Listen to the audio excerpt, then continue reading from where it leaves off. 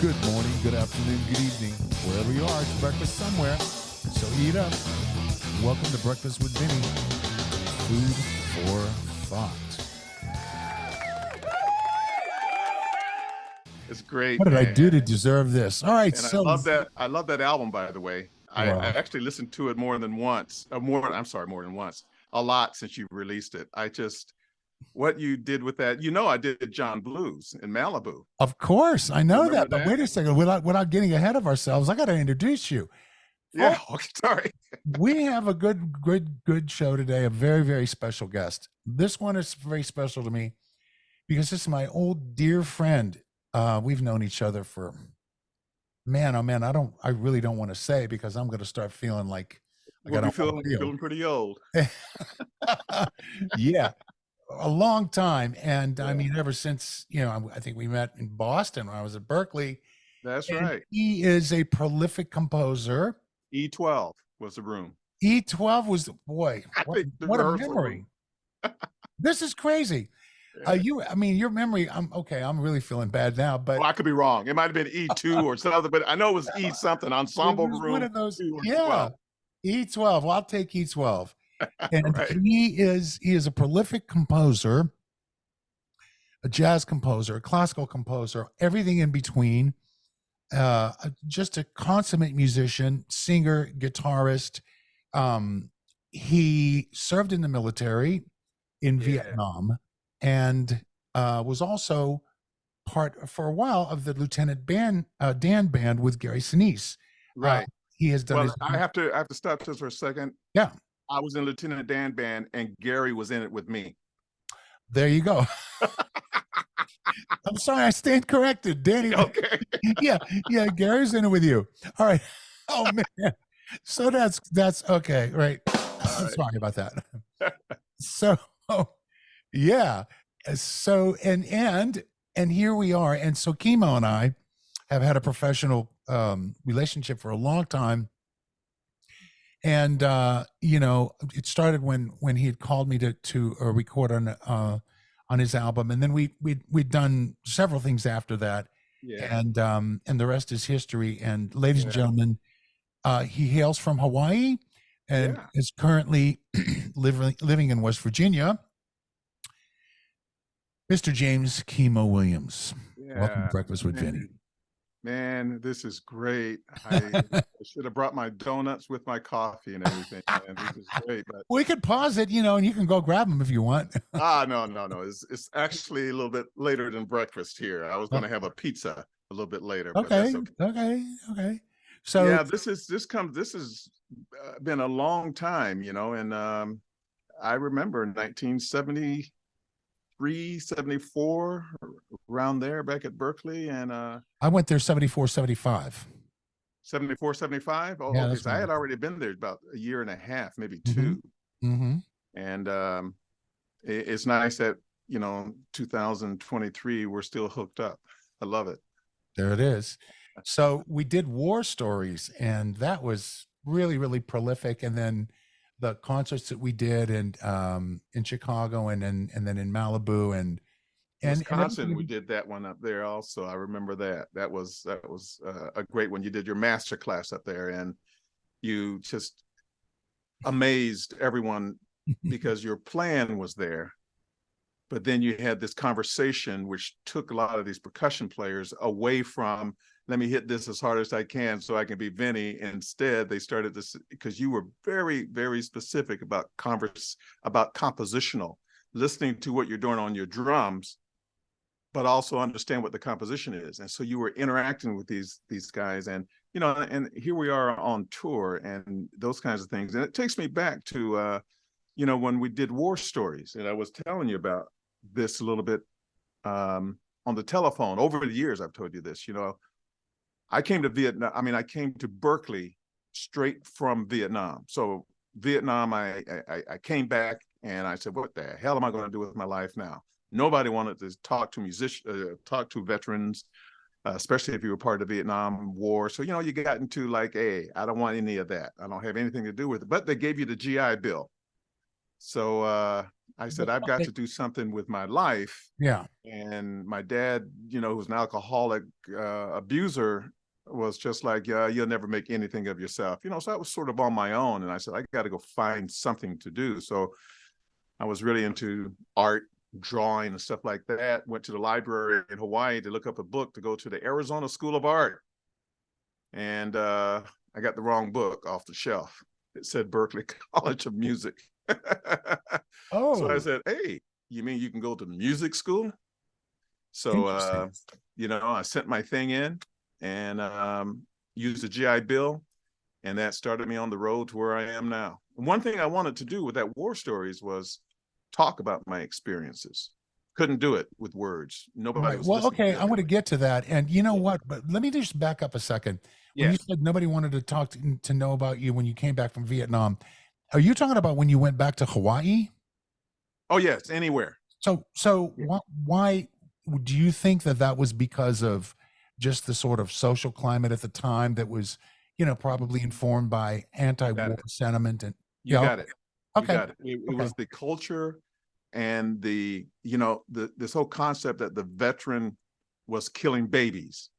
And so everybody was like, stay away from me. And everybody wanted to be cool.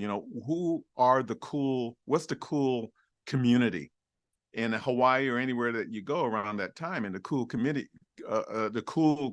was, stick it to the pig or something like that. And anybody in uniform was specifically, not in that culture.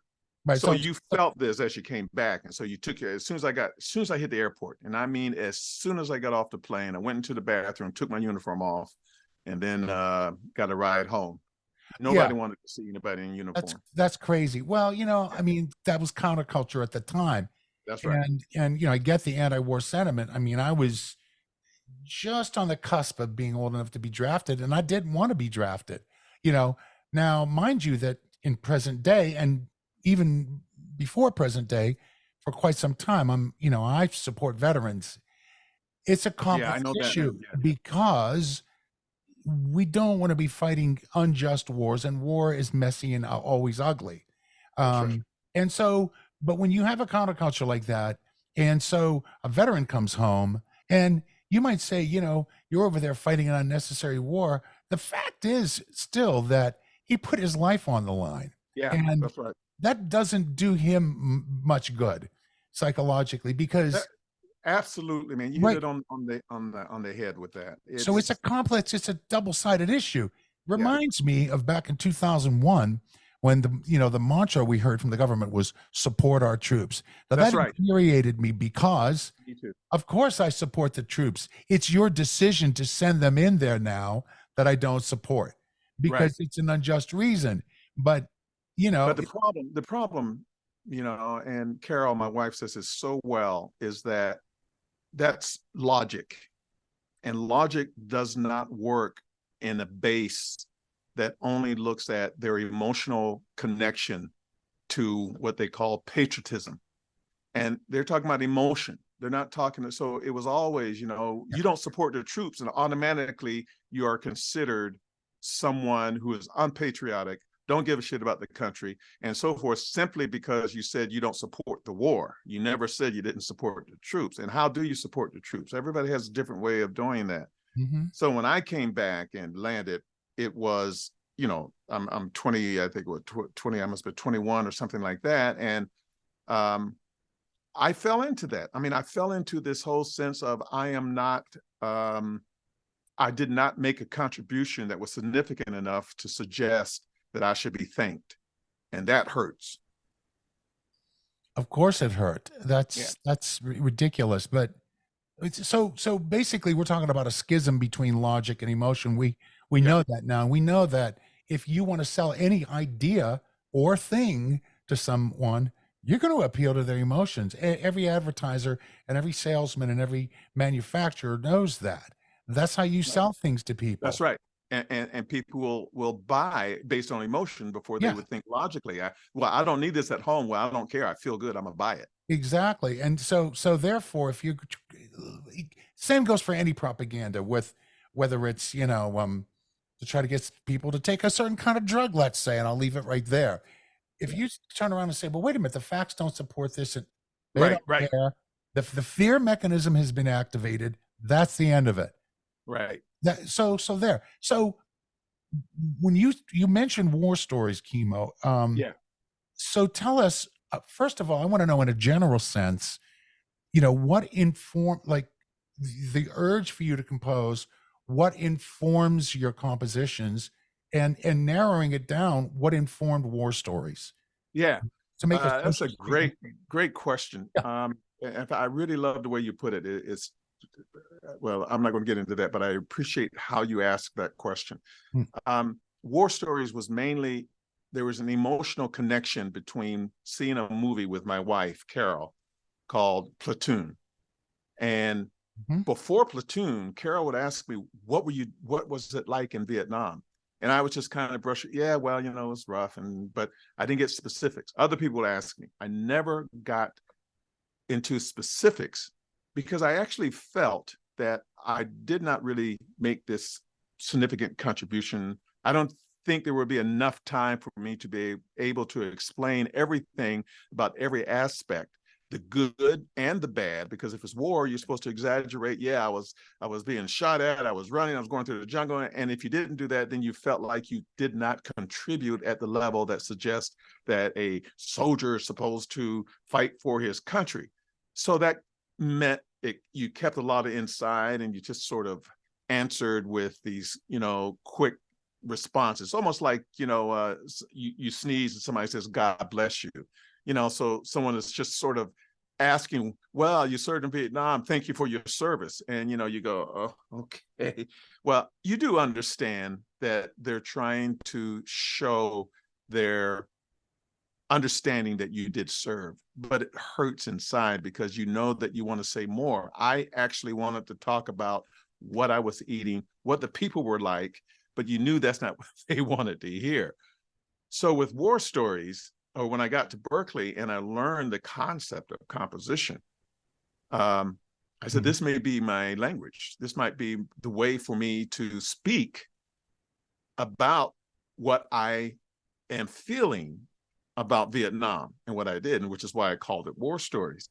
So in that album, I try to, through my compositional, through the compositional education that I had, to relate my emotional feelings as opposed to saying that, well, here are what birds sound like, or here's me walking through a door. It was just me talking through the concept of composition. And one of my first classes was, I think it was called Style and Analysis. And I sat down for the first time and heard Oliver Messiaen. And I remember, you talking about a Berklee class? Yeah, a Berklee class. I remember that. Yeah. Style and Analysis. I forgot who the teacher was. I forgot who it was, but it was a composition called Oliver Messiaen's Quartet for the End of Time. And specifically, that's great. A movement, the Dance of Fury, I think is 7 trumpets. And I had just got into Mahavishnu Orchestra and Weather Report when I went to Berklee, which is why I went to Berklee. I said, I gotta do that. I gotta find a way to do that. And I thought I could do it on guitar, but I didn't have the skills on guitar. But I went to Berklee to learn the skills on guitar and realized that, maybe I should think about something else. So I looked more at composition.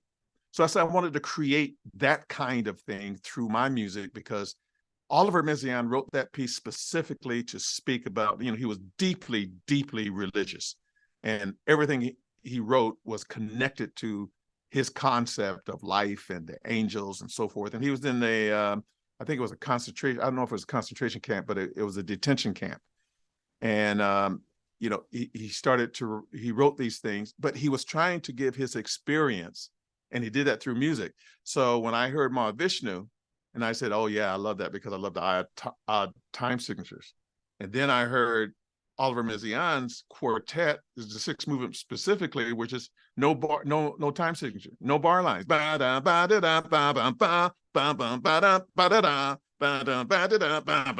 I'm like, oh man, that's great.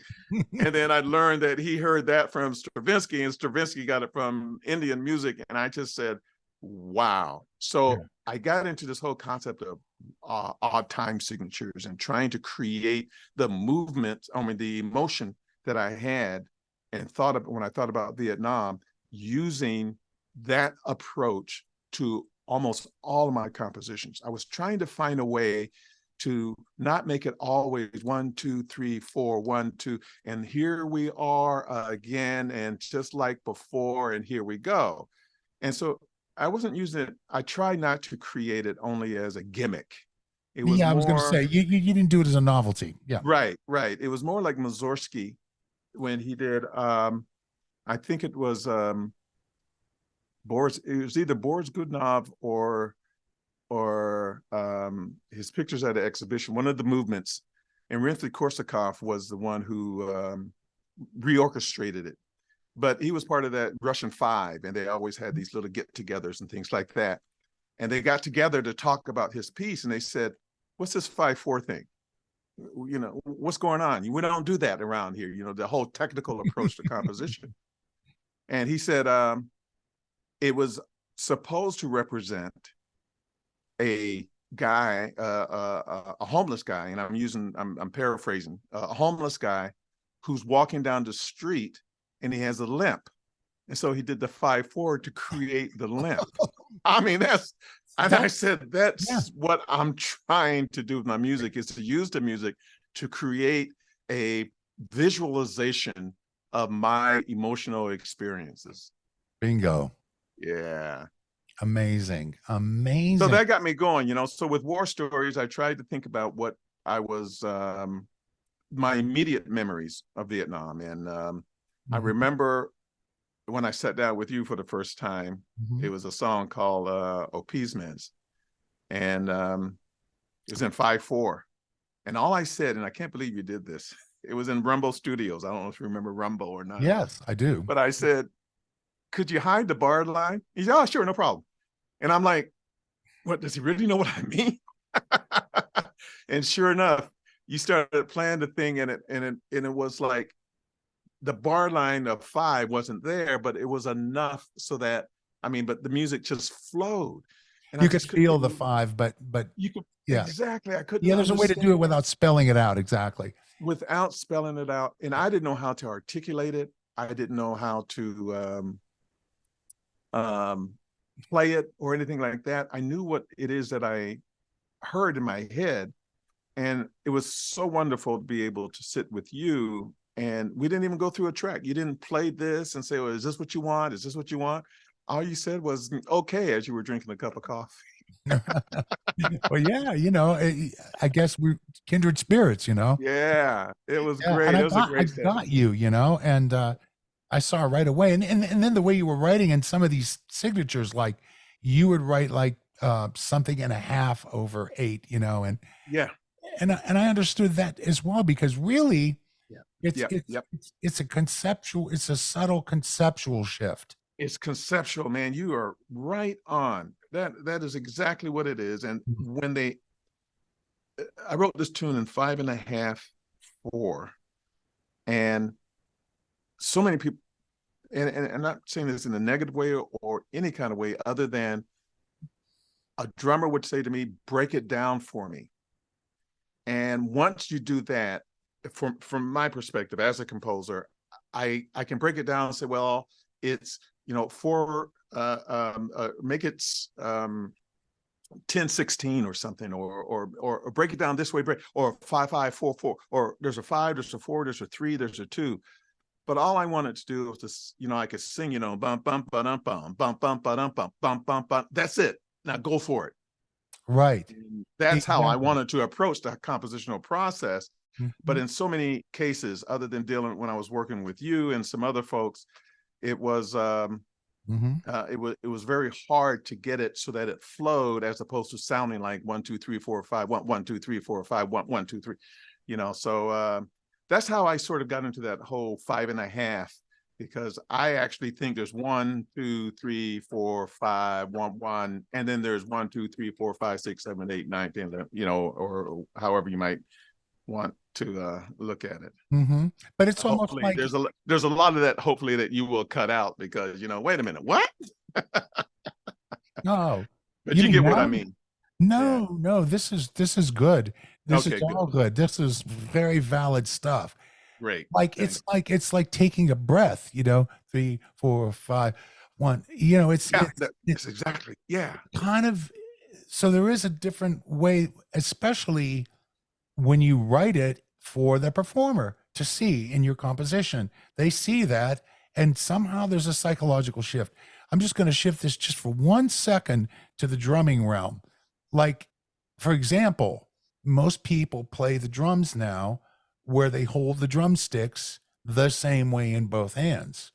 Right. Matched grip, and it's not even an issue anymore, to the point where it's now anomalous, or it's an anomaly to play traditional grip, which means that you would hold the left hand, or if you're left-handed, could be the right hand, Right. in a more a manner that was reserved for military drumming, in the nascent stages of the America. You know what I mean? Yeah. I'm Right. talking about. So, but the thing is that method has stood the test of time, and a lot of jazz drummers played that way and still do. Yeah. And you'll see people flipping their hands over because there's a psychological shift. There just is. End of. Okay. Full Yeah. stop. Yeah. Right. You Right. can't, there's no way, you can't really, it's inarguable. When you do that, you're going to think differently, and it's not a bad thing. Someone Right. once Right. said to me, I can't remember if it was a written question or at a clinic or something. Like, they said, it must have been, I think it was a written comment. So why do you play traditional grip on the drum set? And don't tell me it's because it feels good. I thought, so my answer is like, okay, I won't. Next question. Right. What do you want me to say? Right. I mean, so I say that because there's also a conceptual shift there, just from a physical drumming standpoint. I think different. My left hand now has a role that's much more, I don't want to say fixed, but I just think differently. So seeing these kind of time signatures written in a different way, yeah, it's a conceptual shift. But I That's get right. yeah, and I get how you're talking about what informed war stories and what informs your composition in general. And I've got to tell you that, I mean, you hear your music, and I can hear where you come from. I hear your Hawaiian heritage in it, coupled with the militaristic element. Yeah. I appreciate that, man. Yeah. Yeah, I hear it. The way that you treat scales and harmony, I hear it all. And you manage to bring yourself and your roots, as well as your military experience, and what you're trying to say to people, into your composition. So I just wanted to say that. And it's amazing how a person can abstract and hear those things with the notes of a chromatic scale. You know what I mean? Yeah, man. Pretty That's amazing. great. Yeah. And You know what I mean? Like, people say, well, minor sounds sad. It does. And some will say, well, not always. Okay. But we are able to evoke these emotions, with those notes and with these rhythmic vehicles, et cetera, et cetera. And you've managed to do that in an amazing way. So thank you. bravo. What's so important to me is when you said conceptual, you conceptualize the drums so differently than someone else. Not about being better or worse, but you just have a different conceptualization of how you're going to approach the drum. I have a different conceptualization of how I approach the composition. So when I say 5.5, 4, it's not because, from my perspective, but it helps me to write what I want to write. And I only use that time signature because that's the first time I used the half. Because when I said 10/8, in the mind of all the musicians, and I had like 20 or 30 of them at Berklee, they're thinking of the eighth note. I didn't want them to think of the eighth note. I wanted them to think of the quarter note in 5 with an extra 8th note, because if you don't do that, then you're thinking of bump bump bump bump bump bump instead of bump 2 3 4 5 1 1 2, and that's a whole different thing for me when I was writing the piece and when I was contemplating how I was going to have the horns, how I was going to have the strings. And that was how I conceptualized it. Yes, in the theory of music, you can break it down to 10/8 instead of 5.5/4 or something like that, or 11/8. I'm sorry. You can break it down to these different, but everyone's going to approach it. Not everyone, but a lot of people will approach it differently. So I appreciate you saying this whole thing about you can conceptualize something different, and that means it makes you an individual. And I want it to be that. As I look at the history of Mussorgsky and what he had to go through to be an individual, he wrote Boris Godunov, and they would not accept it at the and I can't remember the specifics, I'm getting so old, but they would not accept it on the as a performance because he didn't have a love scene. Sorry. But whoa, what about the music? Yeah, that reminds me of, and I've mentioned this before, you know that book, The Lexicon of Musical Invective, right? Yes. I mean, it's full of stuff like that where, they premiered, Stravinsky premiered Rite of Spring, and it was like throwing tomatoes or something, saying, you call this music? Like, you know what I mean? It's like every new thing that's somehow threatening to people. So there you go. It's embedded in history. So as I moved through composition, man, you were in my head so many times, and that one of the things I said in my liner notes. I got to do this little anecdote though. I'll never forget this. So we did the Malibu concert. Yeah, and you were taking the solo on your drums, of course. You were taking the solo, and the song is called Buffalo. And so you're taking the solo. You said, "These are the Buffalo," and you started doing the tom thing and all that. But that's exactly what I wanted. It was about Buffalo soldiers. I mean, it was the whole thing. And so you were able to use what you did with your abilities as an instrumentalist to represent what I am trying to do with my expressions. And that I try to do it with some humor. Well, thank you. I remember I was like scratching or something. I said something like, "It's the Buffalo." Yeah. That's right. Yeah, it was hilarious. That was a great concert. I really enjoyed that, Kimo. I mean, we have a lot of. I loved during one of the few times I did somebody else's music, and John Blues was so well received that this German record label called me up to put it on their Mahavishnu album to honor John McLaughlin. Wow. And they heard that and they said, "Man, can we get the license to put John's blues on this, because that's just a great performance," which was great for the band also to have worked with your music. That's an amazing composition. Thank you just so much. Amazing, as well as the rest of the things on that album. Thank you so much, Kimo. I mean, I wrote that for John, and I told John that, and so it's interestingly enough, several years later, he sent me something to record remotely with him, and it was called "New Blues, Old Brews," and when I heard the intro to it, it was like him tipping his hat to me, because the intro that I used on John's blues was very similar to that harmonically, but he used like choir voices but his was, instead of, mine was like a slow 12/8, his was a slow 15/8. Of course. So, and it was just slow enough to create the booby trap of, if you stop and think, you're doomed.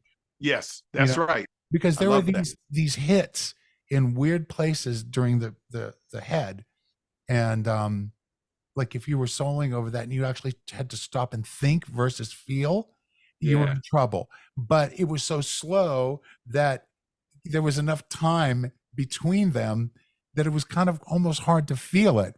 You almost had, you know what I'm saying? I So do, there's like man. a built-in booby trap. Yeah. Yeah. But so I ended up recording it remotely, at my house then. And yeah, it was great. And I had done it again for him recently on another record. So I've had the pleasure of doing that. And like like yourself, you discovered Mahavishnu and Weather Report.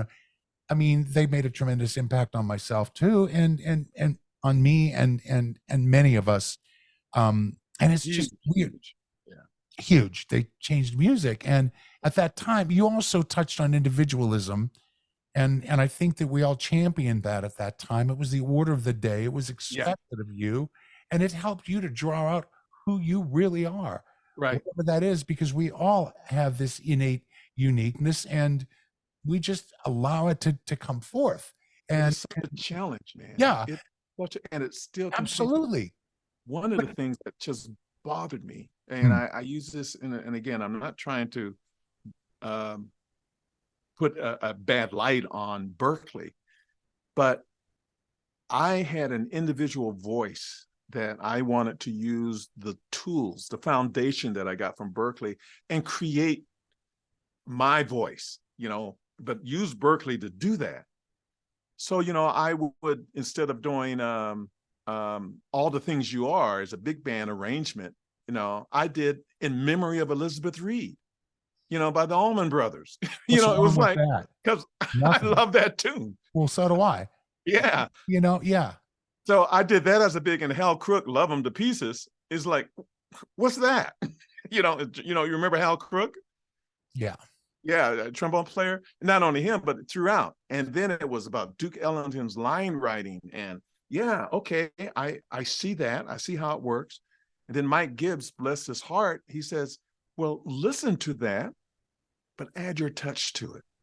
And I'm going, okay, that's what I'm going to do. So throughout my whole time at Berklee, I tried to give my voice, my individual approach to the composition, but still, do what was required, because if they say you need to do an arrangement with Duke Ellington's line writing, you better do that to get your grade. But I can tell you what, that's why I put my band together with Jamie Glazer, Kenwood Denard, and some of these other folks, and Tage Akoshi and all that, and sort of did my own thing. I did Birdline, I think with my big band, I did one of the first concerts at the Berklee Performance Center for a student, the first student concert at the brand new Berklee Performance Center. And it was an amazing thing. And it's going to be up on my website because I got recordings from it and so forth. But I really wanted to approach how I was going to write music based on not my technical ability, but my emotional ability, using the tools that I had available to me. And I could not write like some of the great arrangers and composers that came out of Berklee. I couldn't keep up with them if I tried, but I had my own voice, and my voice was very simple in a lot of cases. And sometimes it wasn't simple, or it was awkward, or it didn't sound like this. Jim Odgren, I don't know if you remember Jim Odgren at all. I do. An alto player. But one of the things that I when he did War Stories with me, he was doing, because I was doing a lot of this was tracking. That's why I called it tracking as individuals. So he would play alto 2, he would play the line. And he said, yeah, that's kind of weird, because it was jumping high and doing all this. Then he would play the first alto part, and then he goes, oh, I see. So it didn't follow the line writing to Duke Ellington, where each instrument was supposed to have it should work well in and of itself. But it did these skips and hops, but it created a more sonic approach that felt well with me. And he appreciated that after he was able to see how all the instruments come together. And that's how I'm writing now. I'm thinking about one individual instrument, and then how is it going to work with, 20 more. I mean, everybody thinks that like that, but I try not to think like this must go this way and this must go that way, and then this must go the parallel harmonies and stuff like that. Yeah, I just yeah. write, let it come out, and then see what I get from it. And that's that individual voice. And I found that Berklee helped me to do that by interacting with people like you and some of the other musicians that we hooked up with at the time. Yeah, you talk about Kenwood and Tiger and Jamie.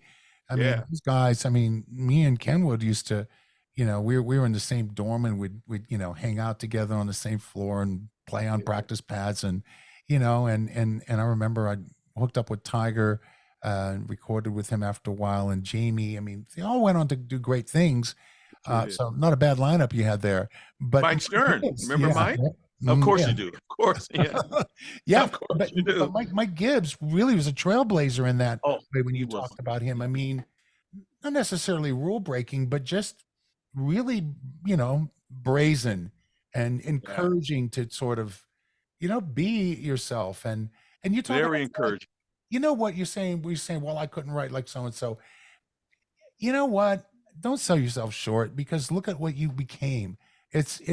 I remember hearing a story that someone was talking about a guitarist, and he said something about, I couldn't play like those guys, so I had to think about my own thing. And then he became this iconic, unique voice that was doing things that nobody else thought of doing. So, and I've seen people that, even drummers, who I would, say, well, that guy's an innovator, and I'd hear other people say, yeah, but his time was kind of weird. I'm like, yeah, okay, you know what?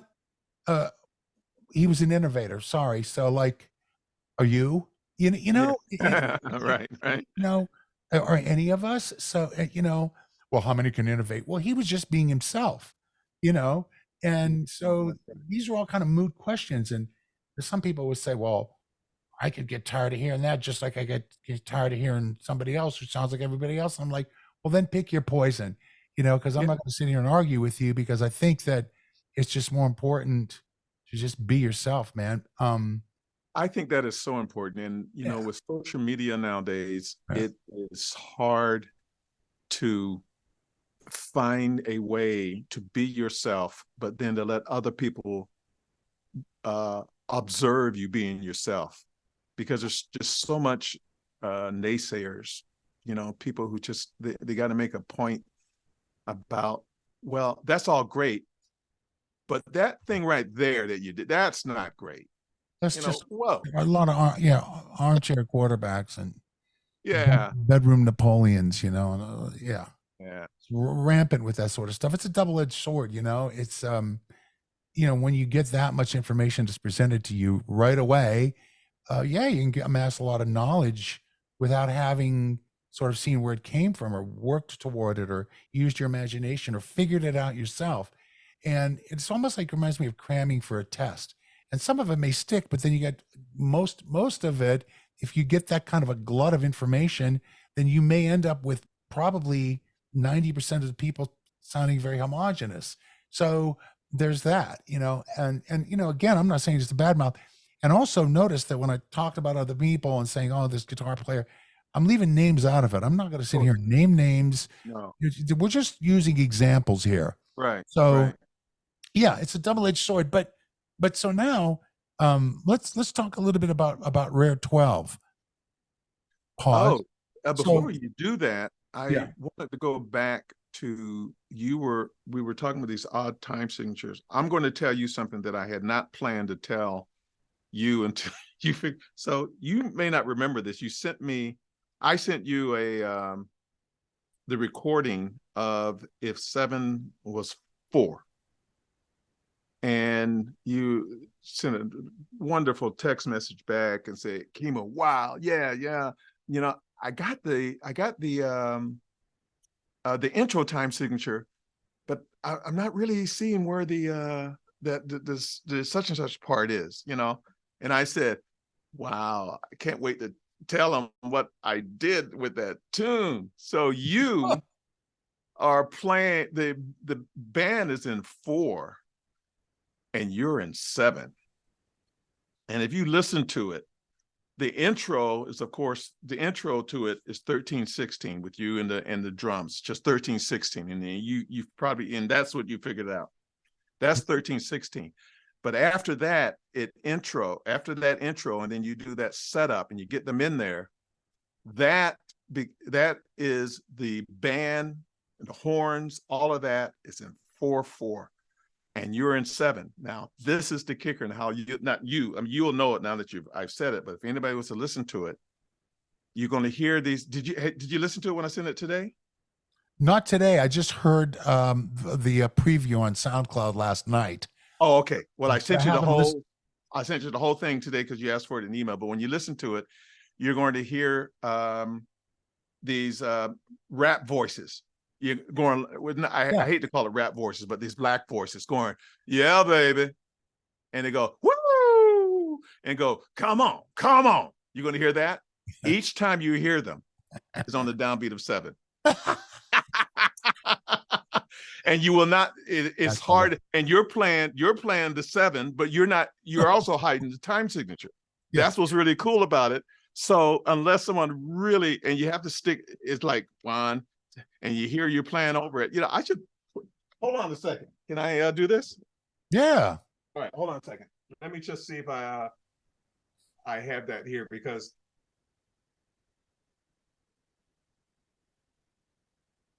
yeah.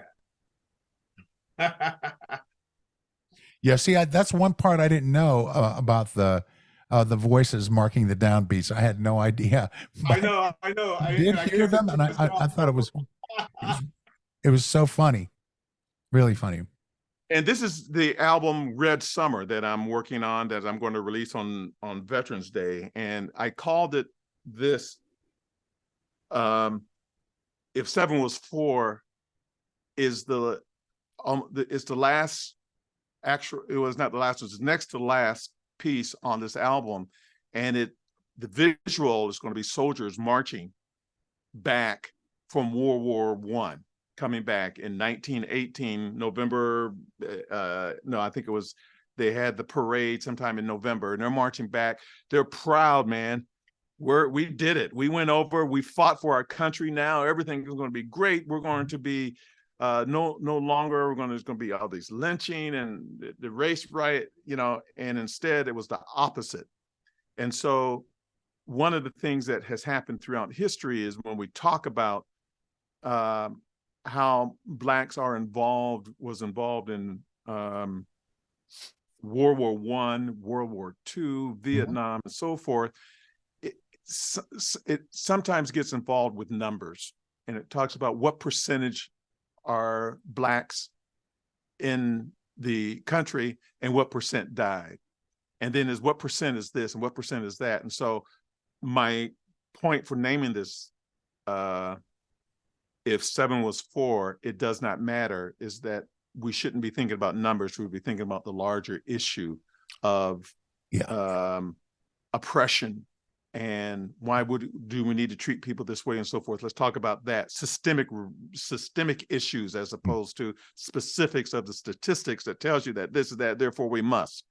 And so that was what that piece is about. And it works really well to have the 7, and you're playing in 7, but not doing 1, 2, 3, 4, 5, 6, 7, 1, 2. You're playing over it, and so the 4 is there, and it's all just worked out perfectly. So there's a method to my madness. Yeah, sir. Keep bringing the madness on. So let's talk about Rare 12 a little bit. Yeah. Well, there's when I was writing music, I was trying to also come up with, I wanted to be creative with titles. So I have a song called Bleeth. Well, what does that mean? I don't know, but it made me write something down. So therefore that's the name. Stolen Butterflies. This is all from my War Stories album. This all came from being in Vietnam. And when you land at first, you kind of go, hey man, this is, and then you start to get a little anxious and so forth. You're going, oh, what's going on? And your butterflies start to fall in. But as soon as you get into battle, those butterflies are gone. And that's what I mean by stolen butterflies. So sometimes there's a connection, but then sometimes it's just random. I thought of Right. the word sot, walking with your sot, and it turns out that it actually was a word. So with Rare 12, it was more about the uses of the word 12. I think I looked up something about 12 colors, and I was starting to get into colors and how the whole concept of 12 is connected to colors. There's 12 people on a jury. There's 12 months in the year, and so I said, well, yeah, right. So I said, this is a rare approach to 12. So, it was just a thing that I came up with at that moment. Mm-hmm. So when I wrote the piece, I also wanted it to have and I think I did this with several of my earlier pieces, is to have segmentation where there's you're hearing a 4/4 kind of beat, but then you can go into the jazz thing, then you come back to it. Yeah. So I was trying to create a piece that had these segmentations that moves from one, then you can start thinking about something else, then you come back to it. I find that is how I have approached composition, but not from a rigorous technical perspective, like a Beethoven elongation, where you're going to elongate the theme throughout the composition. Or thematic. I wasn't trying to do that. It was just how I felt at that moment. And when I think of Rare 12, ba-dum-bum, ba-dum-bum, in my head, I heard, well, then let's do that. And I went for it. Sure. And there it is. Yeah. Yeah. And there it is. And Michael, may he rest in peace. Yeah. Brecker did that, and that was his first take, right? No, the one on the album is the second take, but if you hear the video has his first take at the end, is the backstory. So right. He did the second take, and when you see the video, he's like listening to it, and this is where I don't want to badmouth anybody, but he was having problems with the bass player. And so I'm not going to badmouth him. So he was having a problem with the bass player. And he kept going, bring up the cymbal, bring up the cymbal in the record. And it's nice to see. He was one of, as you know, I'm sure I know you've worked with him. He's such a sweetheart. He came in and he said, well, what is it that you're looking for? What do you think and he didn't say, what do you want me to do? He said, what do we want from this? How do we want to approach that? And he did 2 tunes for me. He did Palmalu Place, which is now has been changed the title to Epilogue, which is on this album that's coming up. And he does this cadenza. And I said, I wanted this girl screaming for, and he said, oh yeah, I can do that. And he did this unbelievable, amazing cadenza, and then he took the solo. But in Rare 12, it was having you and him do 4s. And he loved it. When you see the video, you see him smiling, listening to the intricacies of what you were doing with the drums, and he's like smiling and trying to count, or not trying, but was counting. And he going, yeah. And I know, and he did tell me this, that inspired the hell out of him. It did. What you were doing in between what he was doing, he said, just took him to another plateau that he hasn't at that time, that he said that he hasn't done in a long time. It's a huge honor. I appreciated the fact that he got to play with you and then interact with you at the same time. You hear that when he's playing his solo stuff. So that meant a lot to me. Yeah. And then he gave me a good, okay. Yeah, right, exactly. And he could play the drums too. He was an amazing musician. I'm really, really anxious to hear this album when it comes out, and I'm glad you've revealed the release date to us, Kimo, because that's really going to be huge. I figure Veterans Day is important to me because we are not paying attention to in a significant way. A lot of people there's videos, there's people conversing, but in the larger population, the Black soldiers of World War I, it is devastating, just devastating, because they thought that this is all they had to do Mhm. was to show that they're going to be patriotic, they're going to fight for their country. And they were so proud. And that's what I'm trying to do with my music. They were so proud they came back, stood up and walked through.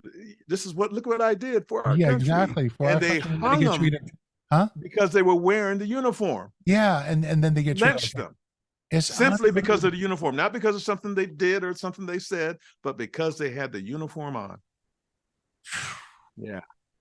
It's And we, unbelievable. and now we got people who are saying, well, let's not make us feel guilty. And I'm not suggesting guilt. I'm just suggesting that we be and pay attention and understand, that there has been these contributions to the fabric of who we are Mhm. that hasn't been recognized in a way that they should be. And I mean in elementary school as well as through high school. I know, well, when they get to college, they'll understand it. But so anyway, through this album, I'm hoping, and because, my voice isn't that big. So of course it's just, if I was, someone else with a celebrity status, your voice may make a big difference, but in the climate nowadays, it may not be. But anyway, I We'll see about that. appreciate that. Yeah. We'll see about that. But Yeah, no, right. Yeah. no, seriously, because people need to know about this, and it's great. And the record is going to be called again, Red Summer 1919.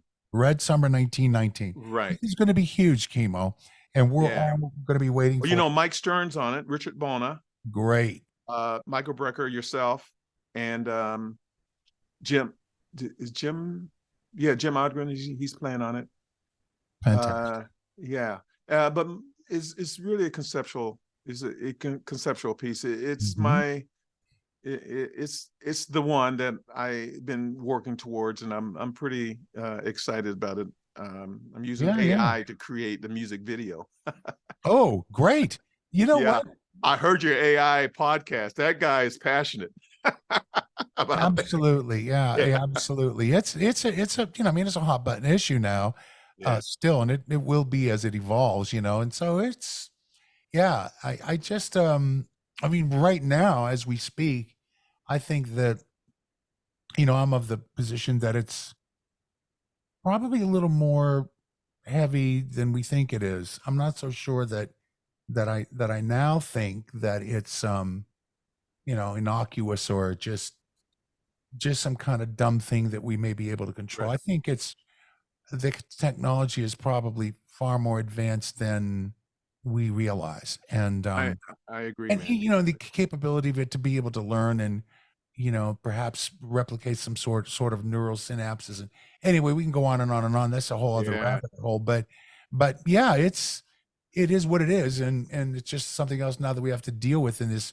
brave new world. But without me asking you what's next for Kimo, I now know that the release of this album is what's next for Kimo, and that's an exciting one. It really, really is. yeah. You But know, we, one of yeah. the things I'm sorry interrupting. I'm also realizing that you get to a point when you're writing music. I get to a point when I'm writing music that the expression that I think I'm hoping for isn't realized, hasn't been realized in a way that suggests I should release it.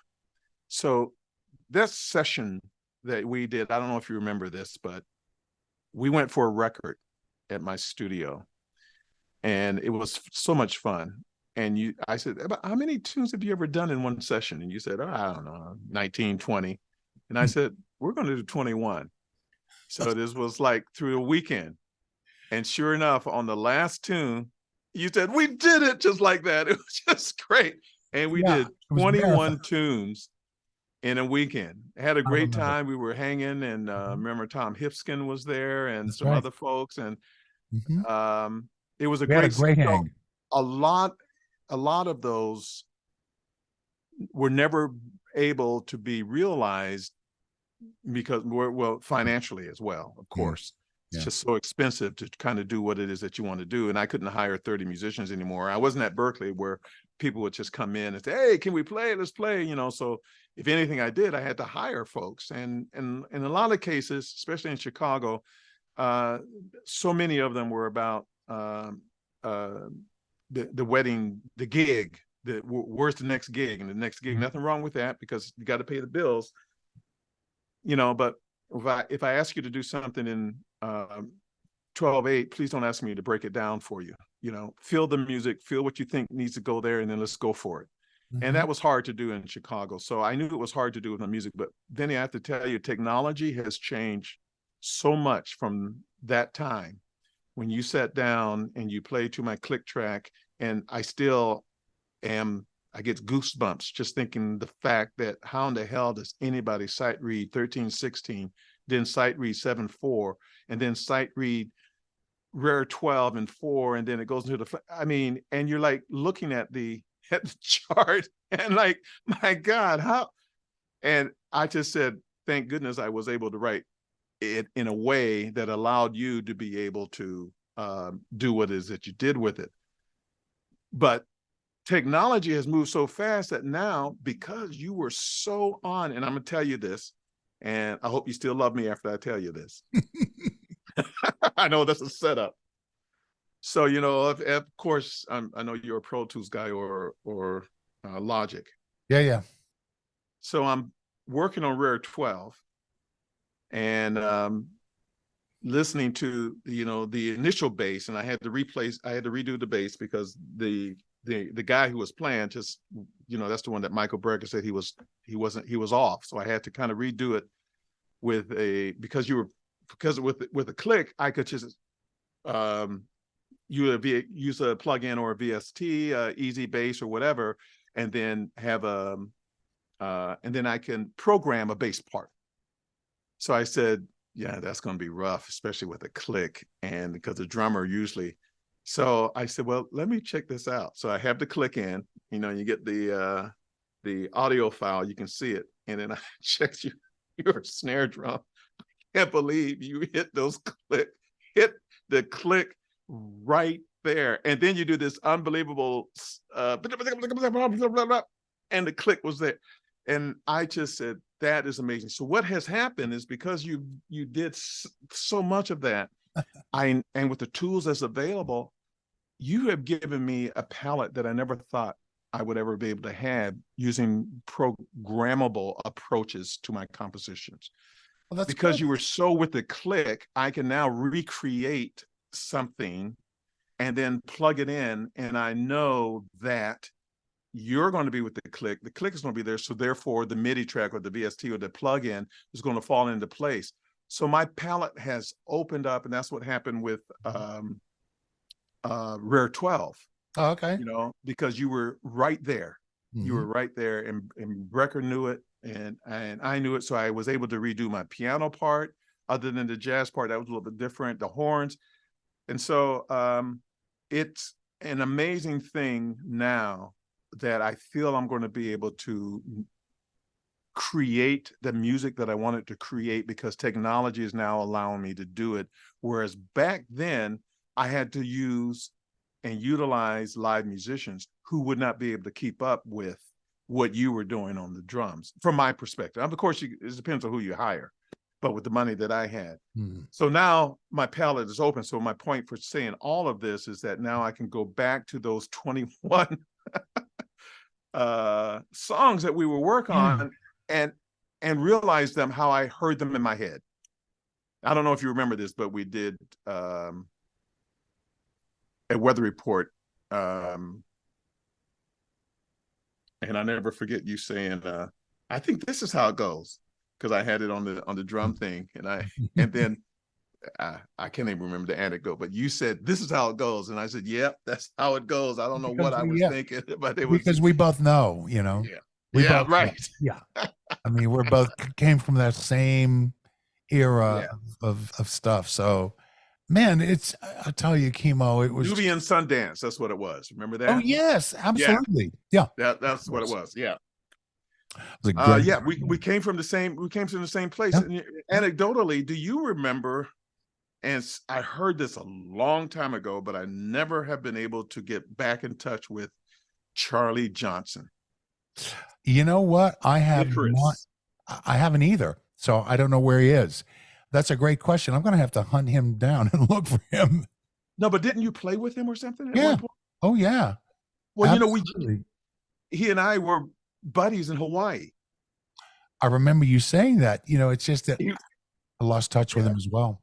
he was in a band called Blitzen Amazing. in Hawaii, and Jeff Richmond, he was in Hawaii with me. Mm. And we went to Berklee. We left he went to Berklee first, but we used to jam and everything. And then he went to Berklee, and I stayed in his apartment my first night there. But I just wanted to verify that you did play with Charlie Johnson. Yeah. What a great spirit he was too. Yeah, absolutely, man. A great spirit and a great musician. We had some great times playing together. We played in this band called Pages together. Yeah, that's what it was. Right. Yeah. Right. Yeah, and we recorded and played many gigs. And he went on to play in Stanley's band. I think he was on School Days. And Right. yeah, Charlie, thanks for mentioning that. I got to look him up. So, yeah. we could go on and on, Kim. I want to ask you about so many more things, but oh yeah, you know what? Hopefully there will be a reprise. And I also want to mention to people before we sign off here about Kimo Williams photography. Kimo Pics. It's interesting you bring that up. I have moved away from that. Okay. Yeah. Well, that's kind of sad because I consider you a great photographer. Yeah, I did it for 4 years. Mm-hmm. And I see. I'm sorry. I thought you were actually speaking to I had a gallery with my photographs, and I was doing the gallery thing. Yeah. I was going into the photography, but I still take pictures, but I don't You're not exhibiting in the sense of I'm now a photographer. I never felt that in the first place, but of course not. But I always loved you understood photography when we were doing those sessions 2012. You had a beautiful camera, and your cameraman was there taking pictures. I forgot his name. I mean, you're a photographer. Oh, older guy, younger guy, glasses, and he took he was taking all your photographs for you at the time, but I forgot what the. Oh, you mean here in LA? My friend Mike. Mike, yes, yeah. Yes. And I had just got this Canon camera. Right. And so I was really getting into photography right then. And that's right. Man, it's just, one thing that I really enjoyed about actually participating in it and learning it. And it's always a process, just like anything else. It's a learning process, is that it teaches you how to see. Really opened up my eyes to a lot of things. And just are you still shooting? I haven't been lately, but I just started kind of getting back into it again, because now I live in the mountains, and we have a lot of hawks flying around up here and things like that, and beautiful landscapes. So I go out and I'm starting to do it again a little bit, and I love it. What is your camera? What are you using? I have a Canon, an EOS R, which is the first iteration of the mirrorless, but I still have my old 6D that I use still. Right. I love it. And I've got a bunch of EF lenses, and they're great. Have you ever tried a tilt lens? You know what? I never shot with a tilt shift. Never have. I mean, I know people that love it and do it, and they use it a lot for architecture, but it was just one thing I never explored. Yeah. I know we're getting on, buddy, but I wanted to, if you don't mind, so what's up with you? I know this is about me and so forth, but I just, wanted to know if, can I hire you? Huh? I was like, can I hire you? Always, brother. Always. I'm at your disposal. But I'm going to keep myself quiet. I've been on the down low lately, so we're going to stay on the Kimo tip here. So. Yeah, we'll wait and see. I thank you for let me know that. Yeah. So Kimo, we wait with bated breath, brother. Thank you. And thank you very much. This is very special, man. I feel honored. I really do, because we all want to express ourselves in whatever way we can. And you giving me an opportunity to actually talk to someone who has had a huge impact on how I record music and the things that I have expressed. And I really want to thank you for that. And thank you for giving me this time to talk about this project that's coming up. Thank you. Thank you, Kimo, for the great, just all of it. All right, man. Feels very right. So, ladies and gentlemen, again, thank you for listening, and stay tuned. And thanks to our guest, the great James Kimo Williams. And thank you for listening. Thanks for listening. Stay tuned for the next episode of Breakfast with Vinny.